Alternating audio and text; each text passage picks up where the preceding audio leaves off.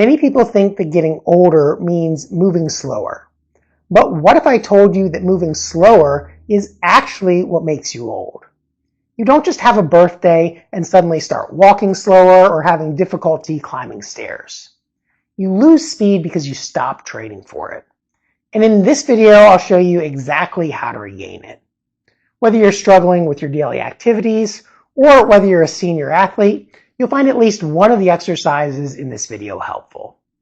Let's get started. Now, even seniors who do strength training often focus on slow, controlled repetitions, either for safety or time under tension.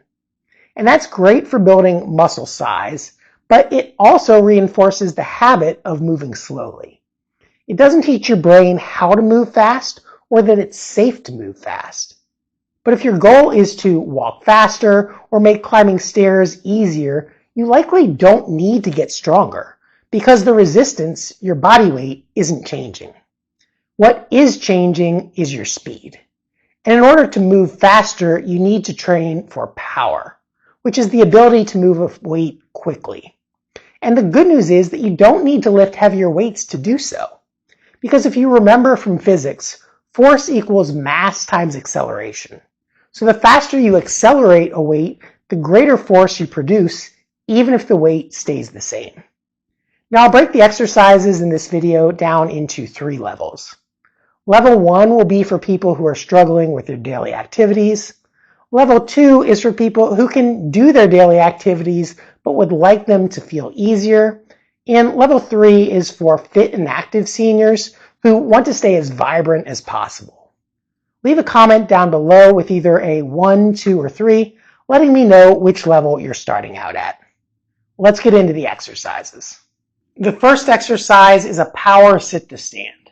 And this is just like standing up from a chair normally, except we're going to emphasize the speed, especially on the way up. So in order to do this, you want to scoot to the front edge of your chair and lean forward until you get your body weight stacked up over top of your feet. Then you're going to try to drive up as quickly as possible to a standing position and come down in a slow, controlled manner. Now we want to keep the repetitions fairly low so that we can keep the speed high. So for these exercises, we're just going to do 5 repetitions as quickly as possible on the way up. So the way this will look, we'll do 1, down slowly, 2, down slowly, 3, down slowly, 4, down slowly, 5, down slowly. And then you want to take at least a minute and a half rest in between because we want to keep the energy levels high. This shouldn't be a high fatigue activity. It's more neural training, recruiting as many muscle fibers as quickly as we can. So it's almost as much training your brain as it is training your body. To see that from the side, I know I haven't taken quite enough rest yet, but just to keep the video going, we'll lean forward and 1, back down slowly, 2, back down slowly, 3, back down slowly, 4, back down slowly, and 5, back down slowly.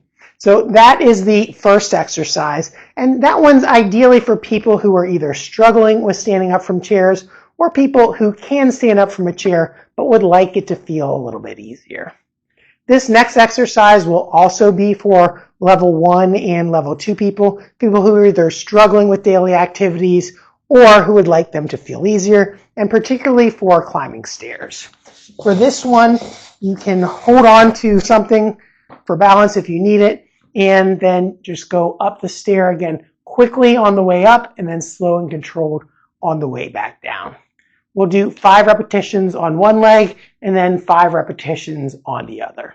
So the way this would look, again, we want to stack our body weight over top of the foot so that we can drive up quickly. That's 1, 2, 3, 4, and 5. And then switch legs, put the other leg on top of the stair and drive up quickly. 1, 2, 3, 4, and 5. So that's the second exercise. Now the third exercise will be an upper body example. And this one is for all levels. This is going to be a power push-up. So again, we're going to focus on pushing as quickly as possible. Now, if you're really weak in your upper body, you can do it on the wall. If you're moderately strong in your upper body, you can do the push-up on a desk or on a counter. And if you're really strong, you can do it on the floor. But with all of them, the emphasis is going to be on that speed of movement. So here's how it would look. You would face towards a wall or towards a desk or on the floor in push-up position. And then you want to explode out, come down slow, explode out, come down slow. 3, 4, and 5. So that's the power push-up. Next, we're going to do a power deadlift. And this is primarily for people at levels 2 and 3, but I'm going to demonstrate the technique first using a level 1 version. This is basically a hip hinge, so you're pushing your hips back, hips forward, hips back, hips forward. But again, we want to focus on speed, so you push your hips back, explode forwards, hips back, explode forwards. And if you're just at level 1, you can practice this hinging motion without any additional weight. However, if you do have a higher level of function, we're going to do the deadlift using a barbell. To do this, you'll line up with your midfoot right underneath the barbell, feet about shoulders width apart. Then you'll grip your hands right outside your legs, pull up on the bar until you take the slack out. Then the motion is going to be exactly the same. Drive the floor down using your feet and push your hips forward. 1, 2, 3, 4, 5. So that was the power deadlift. Now, before moving on to the last exercise, I just want to give a shout out to Handbode for providing this beginner bumper plate set.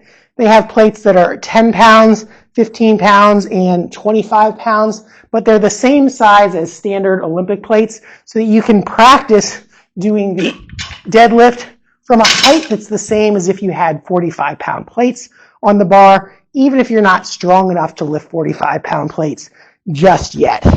And they are rubber weights, so if you happen to drop it, they bounce and they won't hurt your floors. So if you would like to check out these weights, click the link down in the description below. Now let's move on to the last exercise. This one will be a goblet squat. You can use a single weight plate. You can also use a dumbbell or a kettlebell. Whatever you use, you're going to hold it at chest level, and then you're going to sink down into a squat as deep as you can go comfortably. You're going to sit back on your heels. Because the weight's out in front of you, it counterbalances you so you don't fall backwards. And then you're going to focus on driving up as quickly as possible. And you do want to keep this held tight to your body. So push up and then come back down. Push up quickly, back down. 3, 4, and 5. By doing these exercises just 2 to 3 times per week, you can start moving faster in a matter of weeks. And if you'd like more tips like these, you can get them sent to your email for free just by heading to over50coach.com/subscribe and picking the topics that you'd like to learn more about.